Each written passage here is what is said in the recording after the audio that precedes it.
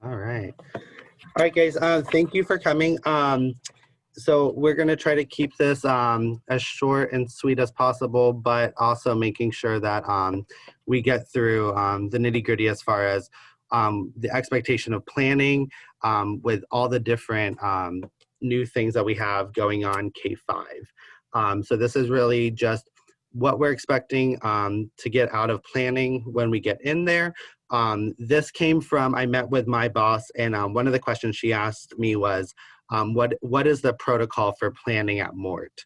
And I didn't really have a straight answer for her because it's all a little bit different. So we thought that this would be a good way of making sure that we're all on the same page, also that we would know what we want to get out of planning. So we feel like we have a good, how we start, how we end, and can really hold ourselves accountable to that. Sort of like we've done a really good job in PLCs and different things in the past. So we want to make planning kind of similar to that. So that is what this is for. If you have any questions, Amanda's going to be manning the chat through here, so she'll probably jump in if she sees any questions. I will answer your question as best as possible. If I don't have an answer, I will definitely get you that answer, or we may actually get to that point as we go. I'll also be dropping some things in the chat for some attachments and sending you some things electronically afterwards that you can utilize for planning.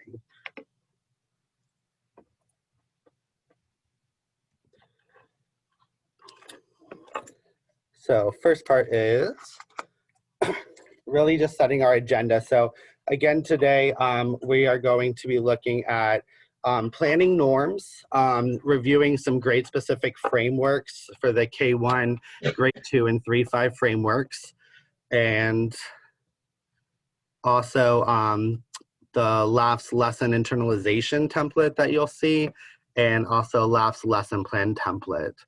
And Amanda, yeah. 1 second. Do we let that in? Yes, because you only shared. Okay. Right. No. I wish I could see that. All right. I would. All right. Here we go. So sorry. I'll tell everybody in the chat. All right. So here we go. So the first part with our team planning norms is that we want to make sure everyone's arriving on time. So whatever time you've decided for your grade level, just to make sure that that time is being held sacred. Working as a team, including your e-learning teacher, and considering their schedules as well, so they can receive all the updates. Making sure that we bring resources and materials needed to planning. To commit to the plan when returning to your classroom. So after we've created that plan as a group, that we're going to walk away and we are going to really stick to that plan that everyone's decided on. And then lastly, to have a place to store and edit plans, to make changes or to share with administration. So we kind of have that area there. You can continue to modify these as your group needs. But these are pretty much the big points that we definitely all want to be on the same page with as far as our norms. Here we have the framework, just again reviewing for kindergarten and first grade. Again, you can take pictures of these slides. This is being recorded if you want to come back and take a look at this. But kindergarten and first grade, you are teaching 3 days of ELA's lessons for 30 minutes, as well as 3 days of SIPS lessons. Your day 4 and 5, and this is only for kindergarten and first grade. Only kindergarten and first grade. Those days can be whole group or they can be small group as you need to modify for either SIPs, or if you need to remediate more with LAFs, you can also spend those 2 days doing that. You have a 1 hour rotation block for your groups. iReady expectation for you guys would be 50 minutes per week. You may use leveled readers during your small group. K and 1 may use leveled readers during the small group, or any independent reading rotation with a task. Going into independent reading rotations with a task, and this is for K-5. It was brought to our attention again that it's going to be really important to make sure that they are being held accountable and that it's meaningful work. So it's not just something random. If you're working on a main idea standard, then in independent reading, maybe they're using the same graphic organizer to do something with main idea. Or if there's certain letters you're looking at for SIPs, maybe they're going in there and finding the different letters within the text. So whatever it is that you're working on that week, you just want to make sure that the independent reading portion, that they are being held accountable for that. Rotations that are not the teacher-led group can be 15 minutes. So if you need to do smaller chunk times in your groups, maybe the little guys can't handle more than 15 minutes, you can do that, but your teacher rotations should still be about 30 minutes with them. Your rotation should include primary level activities. So you're looking at word work, handwriting, phonics, all of those different type of things. So you can bring in those type of resources. But again, just making sure that they're being held accountable for what they're doing. Reading to a partner, like in the past, there's really no accountability in that. And then you have a 30-minute whole group writing lesson at the end. So that is just the kindergarten and first grade highlights. Second grade highlights, you have 5 days a week of the LAFS lessons. Something that is a little bit different that we had talked about before, we had said that the first 3 days were whole group, and then during the independent time, you could use that time if you wanted to pull small groups for mediation, have kids work independently. The message now is that you should still be seeing all of your groups, and this also will apply for 3 through 5, even during the independent days, and that you should really be doing active thinking with them as they are going through these groups. So really thinking about the question, why they picked those answers, and talking through how to find those right answers. So you do want to see those groups still days 1 through 5 solidly. And then you, for second grade only, you'll have that 30-minute whole group SIPs lesson, and then you'll have the 1-hour rotation block. Your iReady minutes, again, are 50 minutes per week. You also may use leveled readers during the small group time in your independent rotations, and you may also do 15-minute rotations as needed if they're not teacher-led. So again, if you're teaching that teacher-led group, the kids should be just doing that 15 minutes. And then rotations should include activities that support, again, phonics, fluency, writing, vocabulary, and comprehension, being meaningful in those independent times, and then the 30-minute whole group writing lesson. Now, grades 3 through 5, you are very different because you don't have much whole group time, but you will do the days 1 through 5 LAFS lessons. You have that 120-minute hour rotation block. Your expectation is iReady 50-minute per week for below level kids. And if they are on level or above level, then they will be on Achieve 3000 for those students. And as far as I know, it still should be that 50-minute per week for either 50 minutes for Achieve or 50 minutes for iReady. Your Achieve 3000 articles, the printed articles for all students at their Lexile should be with a task if you're printing those off. And again, just being meaningful.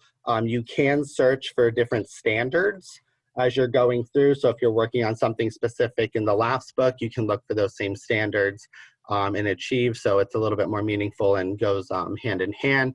Also, I know in the planning tool that they provide, some of them do have Achieve articles that they have kind of matched you with. So those can also be used. Rotations that are not teacher-led or computer-based could be 20 minutes in length, depending on what they're working on. And then rotations should include activities that support student learning, phonics, fluency, writing, vocabulary, comprehension. 30-minute RTI block led by teacher and support personnel if available. And we kind of talked about that. If you need to change around your rotations whenever ESE or ELL or any type of support is coming in, we can be flexible as far as moving that around when schedules start getting locked a little bit more. And then the 30-minute whole group writing lesson. And again, with there has been a lot of talk about the writing portion for the laughs teacher group that is taking a little bit too long to get in there with the entire 30-minute lesson. If you would like, if you feel like you're running out of time, and this will probably come again once we get into the planning part of things, you can go in and utilize the writing portion as independent accountability sections if they don't finish with your group. So that can be considered holding the kids accountable in an independent reading time with completing the writing. The only thing with that is that you would want to start your next day lesson just going over their responses, making sure that what they wrote was meaningful and holding them accountable to those responses. But if you are someone that's struggling with getting them to get the writing part done before you're switching, that can be something that you can look into as they are moving around. Any questions about the frameworks here? Jamie, I had a question. Yes.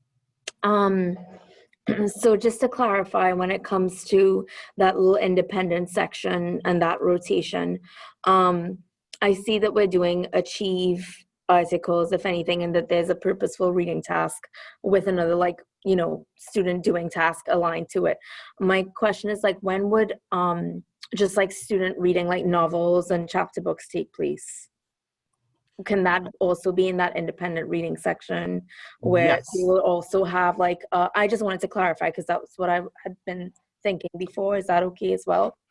Yes, they can continue reading independently, independent books. They just have to have a meaningful task attached to that.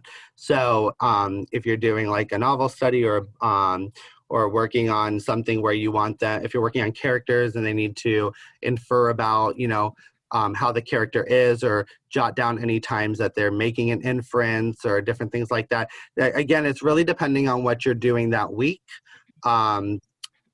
To kind of just hold them accountable. It shouldn't just be, you know, like, if you have any questions, you know, put those down. We can see reciprocal teaching as being something strong that we need to use. But if we just continue doing that all year long, they're probably not actually going to be growing, or if we're not following up with what is actually going on with them. So there is a place for like choice books. It is important though that once we get the Achieve 3000 and iReady data, that the kids are reading texts that are on their Lexile so they can be held accountable for what you want them to do. Okay. So Jamie, Yes. what determines whether the kids are on iReady or Achieve 3000? Is it the iReady diagnostic or the Achieve 3000 diagnostic? It's going to be the iReady diagnostic. So probably you'll find most of your kids will still be on iReady. So what's considered below level? Anything below early 5th grade? Yeah. So if you're in the 5th grade classroom, so if they're scoring 4th grade level, they are technically considered below. So basically, if they're not green right now, showing like early 4th grade, or sorry, for you early 5th grade, they would be considered below level, and they would start on iReady. It will probably be something we need to monitor if they start receiving 5th grade lessons in the general area. We could see possibly switching them over completely to Achieve. Eventually, we will want to start exposing the below level kids to Achieve. By January, they're talking about moving all of the kids onto Achieve completely. So we'll see how that goes. I'll wait till January to give you like further direction on that one to make sure that they actually want to do that. But as far as the trainings that I've been in, that's kind of what they've talked about with Achieve, is that once it's after the new year, we'll switch everybody on to Achieve. Did that answer your question, Carrie? Yes, thank you. Okay, awesome. Hey, Jamie, I think maybe this will be the last question. The writing portion that you were talking about just now, that's the writing portion of the laughs lesson, right? Correct. Yes. Sorry. Yeah. Let me clarify. So there at the end of the read, talk, think, write, that writing section, if you're running out of time, I think they only allot about 5 minutes in the framework for the writing. So if the kids are needing more than that, you can tell them, okay, your group is up, but when you go into your independent accountable time, you need to finish your writing portion. So when you come back to me tomorrow, you're ready to share that and we can go over it. So. Okay, thank you. Yep, no problem. So it's something I wouldn't count on always being your, like, this is what, because if they do finish it with you, then they do need something to hold them accountable. But if you need to push that into something else so you're not behind, that can be something that they do then. All right, so this has kind of been a hot topic at K through 5. So really looking at what should our walls look like. So we are going with the I can, so I can, I am successful when statements for our classrooms, just so it's easy if somebody's in our rooms, if a kid's moving from a different classroom, they're seeing and understanding the same type of objectives. So being able to just start your objective with I can, blah, blah, blah, it really tells you what the students are learning that day. The so I can is the why they're learning that, and I'm successful when, so how do we know they got it that day? So I had gone and taken a first grade example that we had up this week, and it said, a first grade objective was, I can retell the major events of the empty pot using key details, which is totally fine. But if we want to put it in our more objective now, we could say, I can retell major events in the story of the empty pot, so I can explain what was important in the story from beginning to the end. And I'm successful when, and I wasn't sure what you guys were exactly looking for, but I just put, I find 3 important details or key details that retell the story. So that way they know they're successful if they can find at least 3. They know why they're doing it because they want to explain what was important in the story, and what they're doing that day, they're retelling major events in the story. I know the district has provided us with a lot of the targets from iReady. You can use those to create these. It doesn't have to be something completely recreated off of a standard or anything like that. Just go ahead and look and see what does the district offer us. Is there a way that we can rephrase it to be a little bit more kid friendly, and the I can, so I can, and I'm successful when.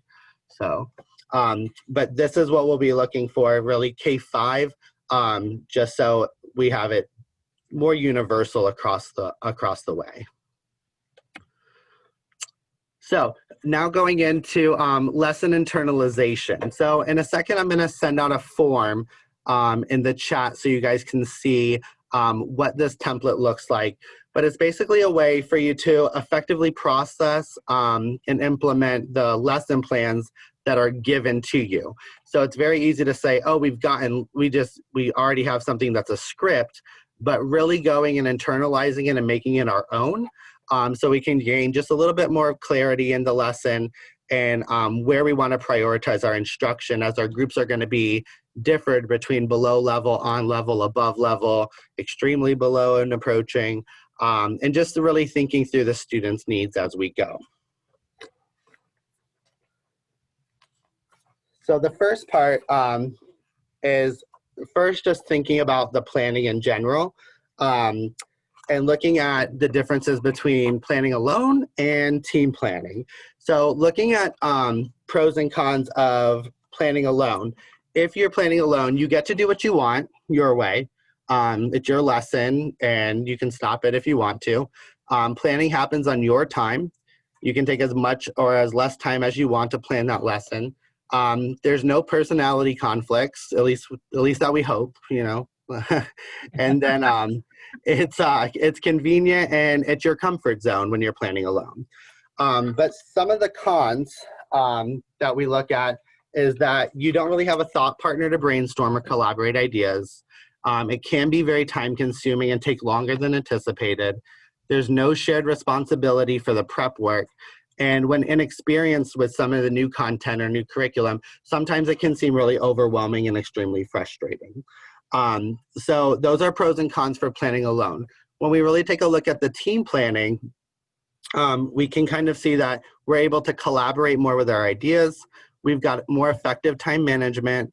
We have roles and responsibilities that we can assign to others to take off of our shoulders and on our plates. And it's a more cohesive plan across for the entire grade level. Some of the cons, though, can be some team members not pulling their own weight, one or two members that dominate the planning decision, inconvenient planning times, or at times personality conflict. So really just recognizing the value of the team planning so we can increase the level of productivity that will occur as a result of lesson internalization.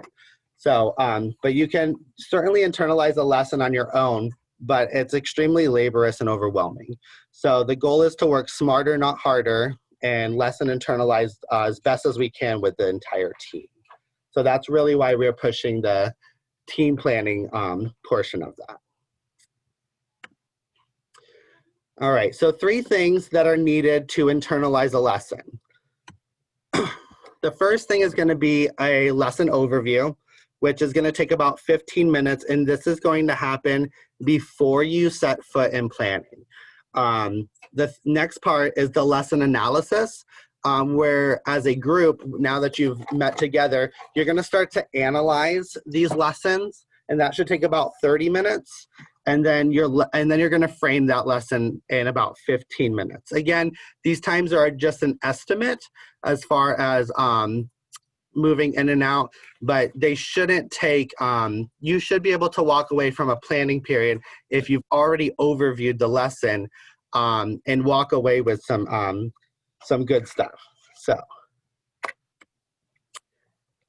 this that you're looking at right here, you will get a copy of this. I will put it in an email and in the chat in a little bit. But this is your 15-minute overview. So right now, if you will grab, I'll give you a second. I want you to grab your Ready Laughs book, your teacher edition, and go ahead and just turn to lesson 2. So everybody should be working on lesson 2. And I want you to take about 3 or 4 minutes, and I want you to look over and think about which one of these, the A, B, C, D, E, and F, does the laughs already provide for you when you're looking at the lesson. So go ahead and just take like 3 to 4 minutes, look that over, and then I'll have you just share what does it already offer you.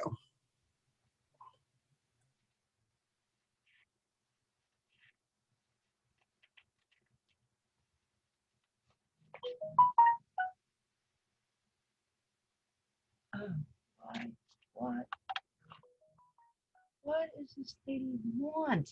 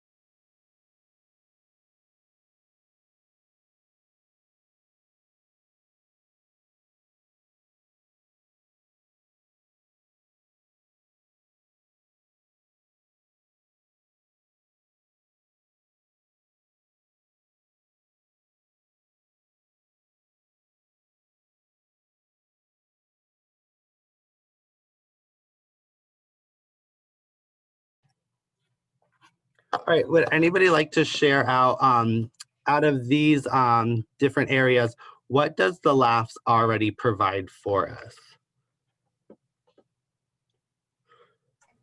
Standards and objectives. Yep. Yeah, Standards and objectives are already there. So that's something that should not take very long to look over before going into planning. Anything else? pacing. Okay. Yep. And the framework will offer the pacing. The area that is not there as much for pacing is in your day and four for second and fifth grade.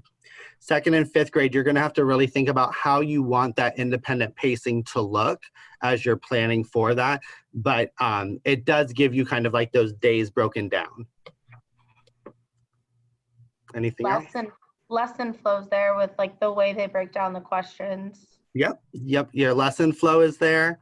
And the context and how it's delivered is also there. Yeah. The one thing that is not tailored specifically to the needs of the class and the students are the tools and the strategies. There is, normally like a graphic organizer there, but really thinking about how are you going to get those kids to get what you want there, what possible tool or strategy might you want to use. Those are things that are definitely going to need to be thought about. So when you get into the group, you already have those things kind of in your head instead of trying to figure those out once you get there. But great job, guys. All of those things, you'll see, like, again, a lot of those are already offered for you, but just having a frame of reference before walking into planning with those things are going to be very useful. So also I dropped in the chat the entire internalization guide. If you want, you can pull that up at your leisure. I'll also email that out if you don't get that from the chat. So the next part is, so that's the overview. So that really is the expectation. If anybody on admin or any resource people come in and sit in the ELA planning, they should expect that this kind of stuff has already kind of been looked at from everybody. So we can really start the next part, which is lesson analysis. So the lesson analysis part is where we are really going to take a look at how the lesson should look. And so right now what I want to do is give you 5 to 6 minutes. I want you to review some of the questions that are being asked of the kids in Unit 2 and explain that really during planning, this is what you guys are going to be doing. So just take a look right now at some of those questions and see maybe are some of those questions, do you think, because I've been hearing from different groups that some of these lessons are taking way too long, and just kind of internalize right now for what you're teaching this week. Are there things that you might want to get rid of or take out or add more maybe to get them to get to what you want at the end of the next day? So just take a quick second and look that over.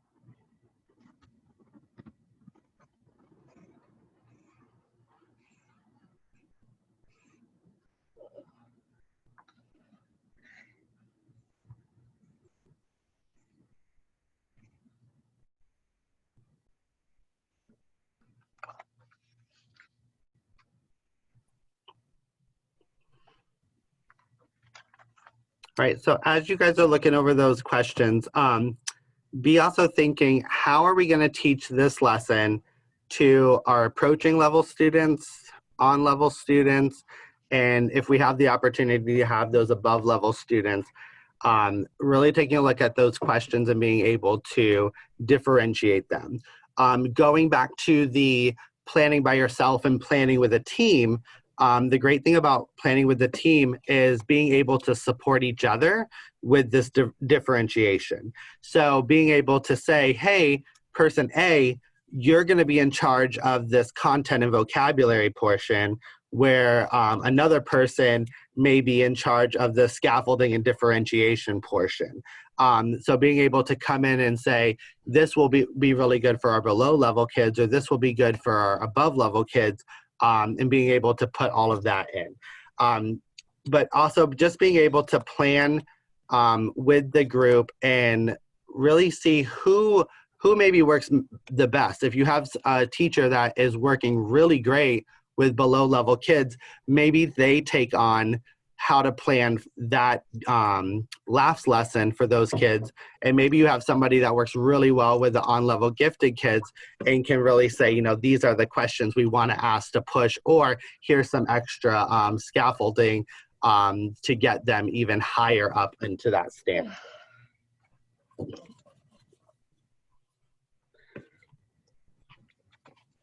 So this will take about 30 minutes of your time with the lesson analysis in your groups. The next part and the last part is your framing.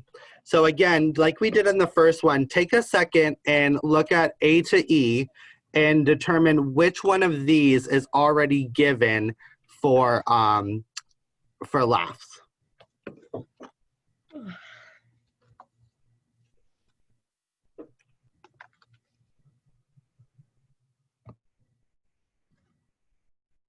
I see objectives and spiraling. There's an opener.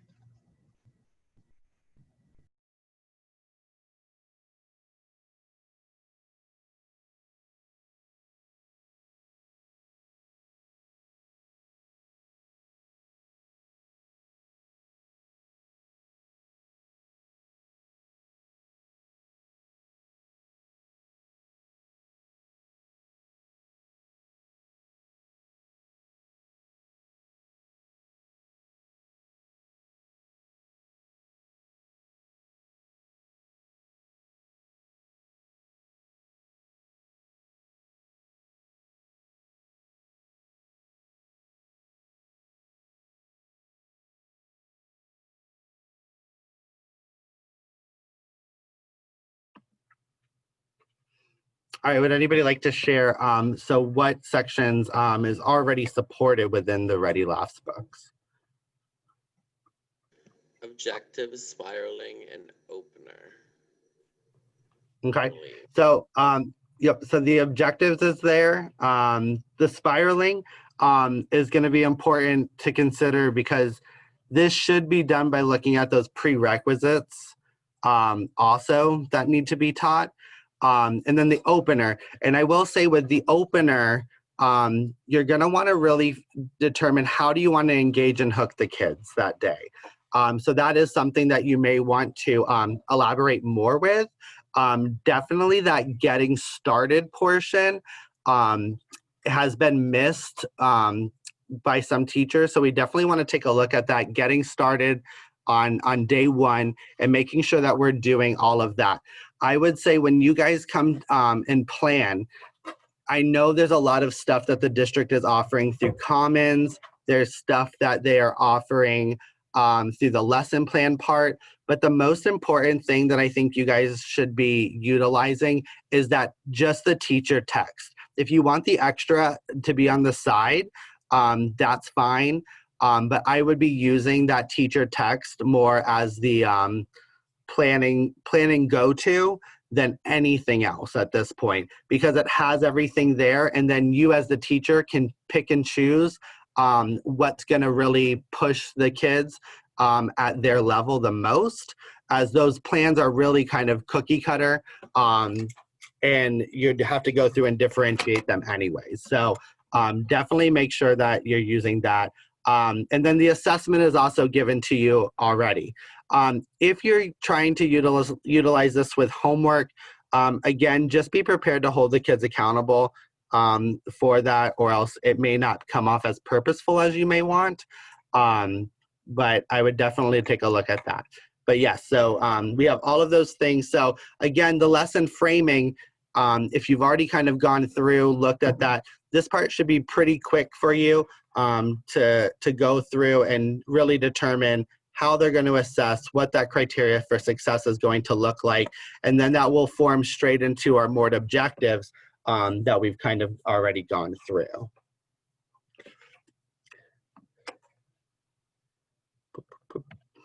All right, and then what to bring to planning. You always want to make sure that you bring your laptop, your and I'll show you in a minute the lesson plan templates. You'll want to bring those in with the stuff that you've done before in that section. Any kind of resource binder you might need. You definitely want your last teacher's edition. Again, if you're not sure where to find the district lesson plans or how to get into Commons for those, please seek me out individually. I will help you find those, but you definitely want to have already known where that is before planning. Also, your SIPS resources, for those of you using SIPS, you'll want to bring those. Those do not have specific lesson plan templates, as those are very scripted and to the point and should be followed, but they are things that do need to be looked at ahead of time because they do require a lot of you as far as kind of being on it and moving from one thing to another. The having to read and what comes next, and that will slow down just a little bit. If you want to utilize any reading strategies books to promote what's already in the text, you can. Your Achieve 3000 standards-based text that aligns with the last lesson. For those of you that are using Achieve, you may want to have that already printed out and brought with you. Next Steps Forward and Guided Reading, for those of you using the Jan Richardson's text in K1 and 2. And then the LAF standards, progressions, and any student data from the previous week. If you need to discuss anything as far as remediation and different things like that. So now I'm going to go ahead and go into what some of these lesson templates look like. These are very targeted to use the internalization plan. Again, you can see here you have the before planning area where you would put the information that you've done in those sections. You can put those in there so you're ready to go on those days. Then the during planning part, and this is just the K1 one. So during planning for K, you have the 3 days of LAF. So you have the read for meeting, and then retelling the text. And then in any independent task and checking for understanding and after planning. For second grade, you have your template, which again looks a little similar: read, think, talk, write. And then your last day is independent, which we still want to really plan for and think about, but it doesn't have all of those portions within the independent times. And then the last one we have is for grades 3 to 5, which go all the way through into Thursday and Friday, again with a think, assess, and talk and answer analysis. So this would be a great forum if you want to have a person scripting, or maybe putting this up on a board, or if you're sharing a screen and doing this through Zoom. So that way everybody can kind of see, collaborate, talk about what's being put up there. And really, if you think about what is our end goal for planning, if we can get this finished, we're gonna have a really good view of what the week should look like. The elephant in the room, are you gonna walk away with plans for your classroom? Absolutely not. You are still going to have to go back after this and really take a look at, this is what we decided as a grade level to do. Now, how do I make this specifically fit? I might have 3 chunks of kids that are all below level, so I've got to teach 3 BLs. I might have 2 on levels and 1 below level, so I've got to really take a look at, what do I need as far as copies, or what do I need for e-learning as far as to support these kids in those different areas.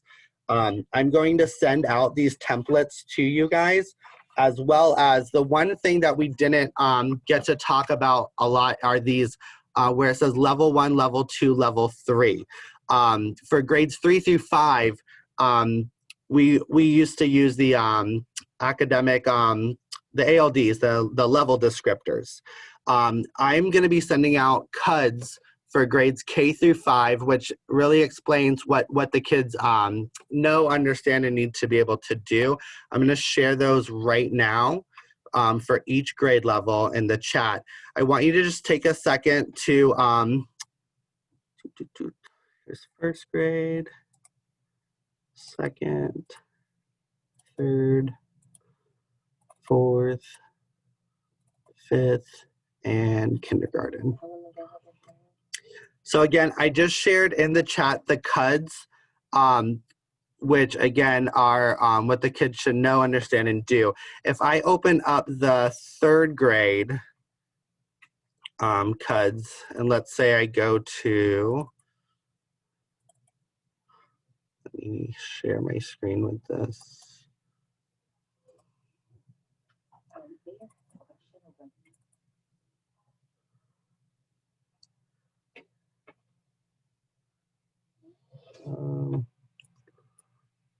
Give me 1 second.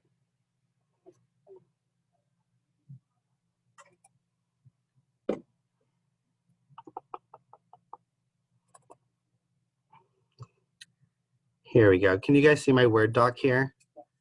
Okay.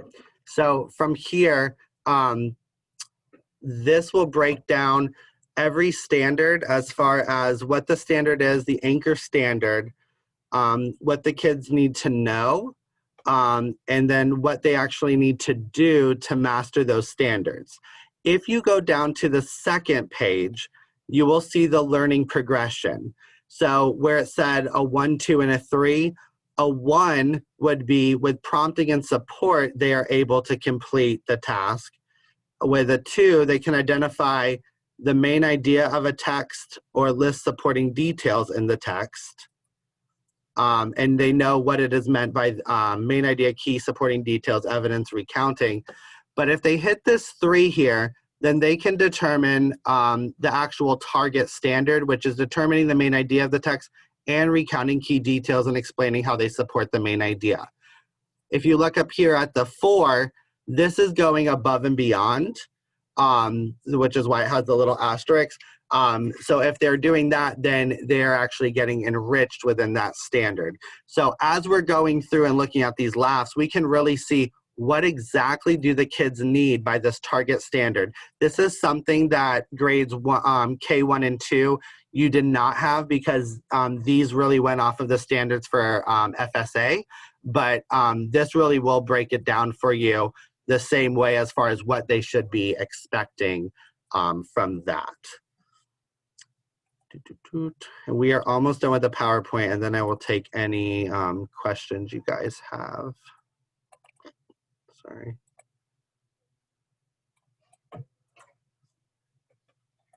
All right, and actually that is it. So hit me with some questions, Amanda. Yeah, so Vader, she might need to just explain exactly what she needs. She says, just to clarify, we can take tasks or questions out to meet the end goal, correct? Excellent question, Bader. Bader asks, can we take questions out or add questions? Yes, you can differentiate that if you are trying to work for a student to get to a certain point within the text. That has definitely been something that you guys can have autonomy over. Again, you just want to make sure as you're planning for it, if it's maybe not the best question and you want to ask something different, but definitely go back to those CUDs and make sure that we're not shortchanging on-level kids to get to that standard. But definitely when we have some really struggling, approaching, or below level kids, maybe just finding that one really great question that can get them to understand that day, or needing to use multiple maybe lower level questions to bring them up to where they need, you could do that also.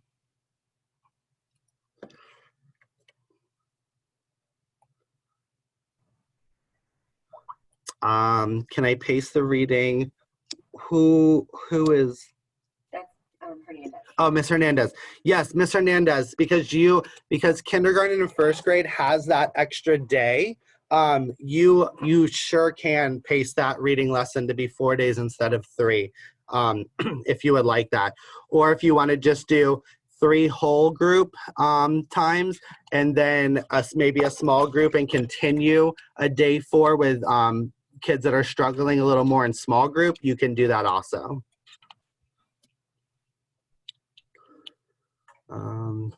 Miss O, if we don't complete lessons due to testing, do we skip to the next week's lesson or finish what was missed? I would, yeah, I would say this. Let's go ahead and get with our teams.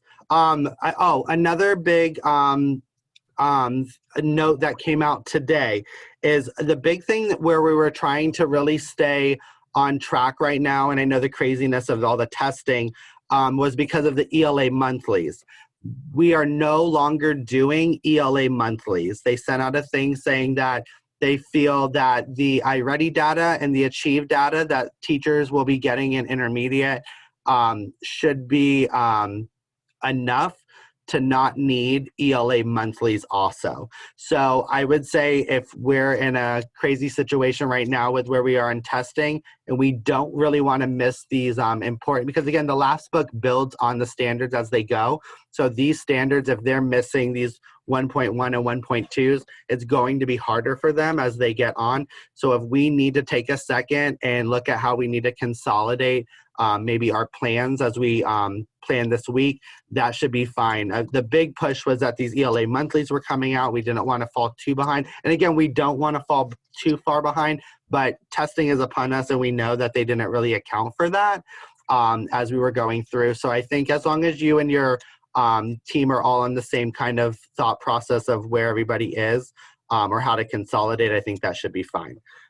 Ms. Ramsey, this might be a huge duh, maybe, I don't know, but just confirming, we may use different Achieve 3000 articles for different student groups or different students in order to differentiate, as long as it's aligned to the week standard. Yes, correct. Yep. I would just make sure that it's on whatever their level is, because again, we don't want to just give everybody a 700 Lexile and they can only read a 400 Lexile on their own. So again, making sure that that independent accountability, it's something that they're able to do, but it's also meaningful. So if you attach that with a standard you're working on that week, you've now made it meaningful for what you're doing, and you made it accessible to them because it's on their Lexile for what they could read. Awesome. Anybody else with questions?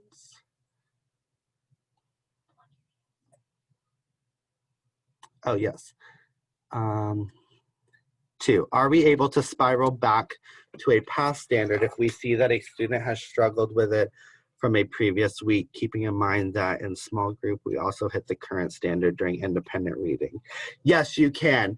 Also, if, I mean, you can also look at plugging in, depending on where they are. I would say not to mess too much with their track on iReady, because if they're below level, they probably need as much of that track. But it wouldn't be a bad thing also to offer a kid maybe an online, if they're spiraling backwards or if they're online doing Achieve, you could offer them something else that might have been the previous week standard on the computer program. But yeah, I think as long as you have the data to back that up with what you're doing, or if the entire grade level realize, you know, everybody bombed the assessment for 1.1 at the end, like next week for independent, maybe we'd all want to just do 1.1, even though we're going into 1.2 now. That's totally fine. Any other questions? No problem. Okay, awesome. Again, this is a recorded session, so I'm going to put this on my reading coach page, this whole Zoom. So if you want to go back in there, rewatch anything, you can quote me, fact check me. I'm totally down for all of that. So, but yeah, I think that this will definitely help us to move as a cohesive group from here. I know, again, admin and everybody was really on board with where we're going with planning. But if there's any questions or concerns, please reach out so we can make sure that, you know, everybody gets the information. Also pointing out, oh, sorry. Oh, okay. And Amanda has something in the chat for you, I guess. So, I will email you all those CUDs, the planning templates that were in the PowerPoint. I will get those out to you guys so that way you guys can utilize those in there. And hopefully this will make objective writing, planning a little bit more with an end goal as far as what we need to try to achieve before the end of the day when we're meeting together. All right. Thank you guys so much for your time. Oh, is this another? Yeah, check out my Canvas. So, okay, I'm gonna close the chat now. Awesome. All right, thank you guys. I appreciate you. E-learning teachers, I know Yobi would like to meet in the atrium right after I was done with this. I think just to kind of discuss.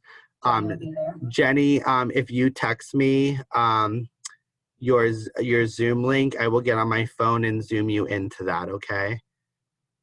Just text me though. I can take Jenny with me on my computer. Oh, perfect. If you could take Jenny, that would be great. Okay. Anybody want to carry Jenny around?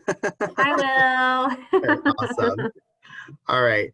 Thank you guys so much. Again, if you have any questions supporting planning, ELA, you guys have been troopers with all the testing going on. I know it's been a little crazy, but I can do my video now. Okay. So I appreciate you guys. Yes, I'll stop the recording and I'll leave this Zoom open.